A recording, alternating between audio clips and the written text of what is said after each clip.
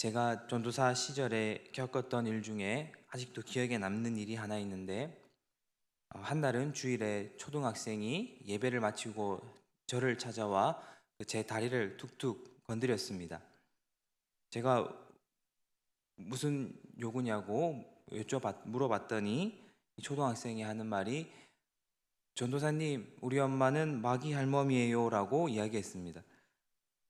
갑자기 무슨 말이냐라고 했더니 초등학생이 하는 말이, 우리 엄마는 맨날 제가 밖에 나갔다 들어오면 손 씻으라 그러고, 자기 전에 양치질 하라 그러고, 그 스마트폰 그만하라 그러고, 숙제하라 그러고, 나쁜 말도 못 쓰게 한다며 자기를 괴롭히는 자라고, 엄마는 마귀 할멈이라고 이야기하였습니다. 아마 엄마도 혼내기 싫고 소리 지르기 싫고 이제 예쁜 말로 대해주고 싶으나, 이 아이가 나쁜 길로 빠지지 않기 위해서라면, 아이가 바르게 크기 위해서라면 이제 잔소리도 할 수 있고 소리도 지를 수 있고 이제 마귀 할멈도 충분히 될 수 있는 것이지요. 저는 우리 성도님들께서 이제 오늘 말씀을 통해 하나님의 마음과 우리를 향한 뜻이 이러하다라는 사실을 잊지 않으셨으면 좋겠습니다. 오늘 말씀을 통해 우리를 향한 깊고도 측량할 수 없는 하나님의 진실하심과 사랑 앞으로 나아가시는 우리 모든 성도님들 되시기를 소원합니다. 우리 25절과 26절 말씀만 다 같이 한번 읽어보시겠습니다. 25절, 26절입니다.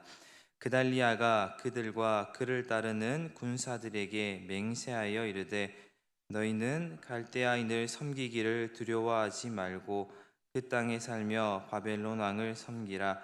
그리하면 너희가 평안하리라 하니라. 7월에 왕족 엘리사마의 손자 느다니아의 아들 이스마엘이 부하 10명을 거느리고 와서 그달리아를 쳐서 죽이고, 또 그와 함께 미스바에 있는 유다 사람과 갈대아 사람을 죽인지라.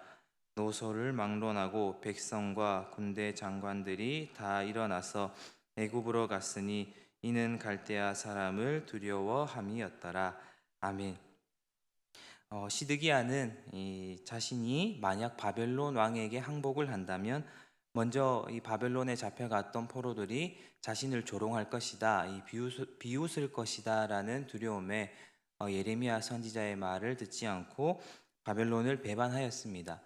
결국 이 시드기야 왕은 바벨론 군대에 잡혀가 자신이 보는 눈앞에서 두 아들이 죽고 자신은 두 눈이 뽑혀 포로로 다시 끌려가게 되었습니다. 이런 배신을 겪은 탓일까요? 이 느부갓네살 왕은 이제 반 바벨론파가 아닌 이제 친 바벨론 성향을 가진 그달리아를 남유다의 지도자로 삼았습니다. 그런데 이제 그달리아가 이 유다의 지도자가 되자마자 이제 왕족들이 그달리아를 찾아와서 하는 말이, 너는 왜 바벨론을 추종하는 자가 되었느냐고, 반 바벨론 파에 이제 가입을 해 연합 국가를 만들어 이제 다시 유다를 되찾자, 다시 나라를 독립시키자, 세우자며 이제 따지기 시작했습니다. 겉으로 보기에는 애국심과 하나님 나라에 대한 어떤 충성 같아 보이지만, 아직도 애굽에 대한 미련을 버리지 못한 그런 제안이고 이제 따짐이었습니다. 그러나 그달리아가 그들의 말을 들어주지 않자 이제 그들은 그달리아를 죽이고 애굽으로 다시 도망하게 되었습니다. 안 그래도 쓰러져 가는 나라에, 마땅한 지도자 하나 없는 나라에 하나로 똘똘 뭉쳐도 모자랄 판에 왜 그들은 서로 내분이 일어나 와해되는 경지까지 갔을까요? 그들은 왜 다시 설 수 없는 처지까지 가게 되었을까요? 왜 하나님은 이렇게 철저하게 유다를 심판하고 멸망시키고 이렇게 잔인하리라 만큼 그의 백성을 궁지로 내모셨던 것일까요?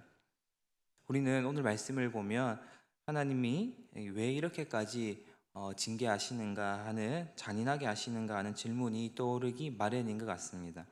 그러나 우리가 잊지 말아야 할 사실은, 하나님의 이런 유다의 멸망, 심판은 이스라엘의 죄를 벌하고 버리고자 하는 뜻이 아니라 그들의 죄를 씻어내고 그들을 정화시켜서 하나님의 백성, 거룩한 백성으로 회복하게 하고자 하는데 하나님의 뜻이 있다는 사실을 잊지 않으셨으면 좋겠습니다. 의사이자 이 기독교 문필가였던 이 존 화이트라는 사람이 있었습니다.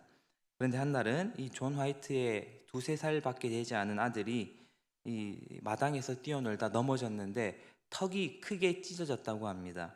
이 당시 존 화이트의 집이 이제 시골이어서 병원이 없었고 집에 있는 뭐 의료용품이라고는 쪽집게와 실과 바늘 정도였다고 합니다. 재봉용 실과 바늘이 있었다고 합니다. 그래서 이 존 화이트가 하는 수 없이 겁에 질린 아이를 이제 눕히고 그 쪽집게로 이제 살을 이렇게 드러내고 바늘로 그 살을 뚫어서 몇십 번이고 이제 바느질을 했다라고 합니다. 비록 이 수술이 아들에게는 끔찍한 이제 고통이고 괴로움일지 모르나 아버지에게 있어서는 이 아들을 살리고 고치는 행위였던 것처럼 하나님의 징계 또한 유다의 멸망 또한 이런 것이 아니었을까요? 남유다는 스스로 회복할 수 없을 만큼 자정 능력을 잃어버렸기 때문에 하나님은 그의 백성을 살리기 위해서 그의 백성을 다시 거룩한 백성을 만들기 위해 그 상처난 감염된 부위를 소독하고 바늘로 꿰매는 멸망이라는 수술을 강행하신 거 아닐까 생각해 봅니다. 비록 심판이 너무 괴롭고 힘든 것은 사실이나 그 자녀를 살리기 위해서 그 자녀의 살을 찌르고 꿰매고 신음하며 고통하는 자녀를 보아야 하는 부모의 마음도 괴롭기 그지없다는 것이 우리는 유다 멸망을 통해서 보아야 하는 중요한 사실이 아닐까 생각해 봅니다. 우리는 종종 하나님 왜 굳이 이렇게까지 하셔야 하나? 굳이 이런 고통이 필요했나? 조금 편안하게 해주실 수는 없었나? 하고 질문하지만 하나님이 이렇게 철저하게 유다를 멸망시키시는 이유 가운데 하나는 하나님이 그만큼 우리에 대한 이제 사랑이 남다르시고 하나님이 우리를 대하는 일에 있어서 그 마음이 절대로 가볍지 않다라는 것을 우리가 기억해야 되지 않을까요? 아이의 목숨이 달린 일에는 절대로 그 부모가 장난스럽게 꾸짖거나 대충 다그치는 일이 없듯이 자녀의 생명이 달린 문제에 있어서는 부모가 타협하는 일이 없듯이 오늘 말씀에 나온 유다의 멸망은 하나님이 우리에 대해서 책임감을 가지고 계시고 우리를 하나님의 거룩한 자녀로 만드는 일에 있어서는 하나님이 양보하지 않으신다. 하나님이 그 진실된 마음이 결코 가볍지 않다라는 사실을 우리 가운데 알려주는 중요한 말씀이라 생각합니다. 오늘 이 하나님의 무겁고도 절대 가볍지 않은 하나님의 사랑과 은혜 앞에 다시 한번 나아가 나 자신을 나의 삶을 하나님께 드리실 수 있는 우리 모든 성도님들이 되시기를 주님의 이름으로 간절히 축원합니다. 기도하겠습니다. 히브리서 12장 7절에서 8절 말씀 너희가 참음은 징계를 받기 위함이라 하나님이 아들과 같이 너희를 대우하시나니 어찌 아버지가 징계하지 않는 아들이 있으리요 징계는 다 받는 것이거늘 너희에게 없으면 사생자요 친아들이 아니니라. 아멘. 살아계신 하나님, 우리를 하나님의 자녀로 불러주시고 오늘도 우리 삶에 간섭하여 주시는 사랑에 감사드립니다. 오늘 말씀을 통해 신자의 삶에 고난이 있는 이유는 우리를 향한 하나님의 결코 가볍지 않고 타협하지 않는 양보하지 않으시는 사랑이 있음을 확인해 봅니다. 오늘 이 하나님의 깊고도 무서운 사랑 앞에 성숙한 자녀로 반응할 수 있는 믿음 허락하여 주시고 우리 삶을 다시 한번 해석해 볼 수 있는 은혜를 허락하여 주시옵소서. 감사합니다. 예수님의 이름으로 기도드립니다. 아멘.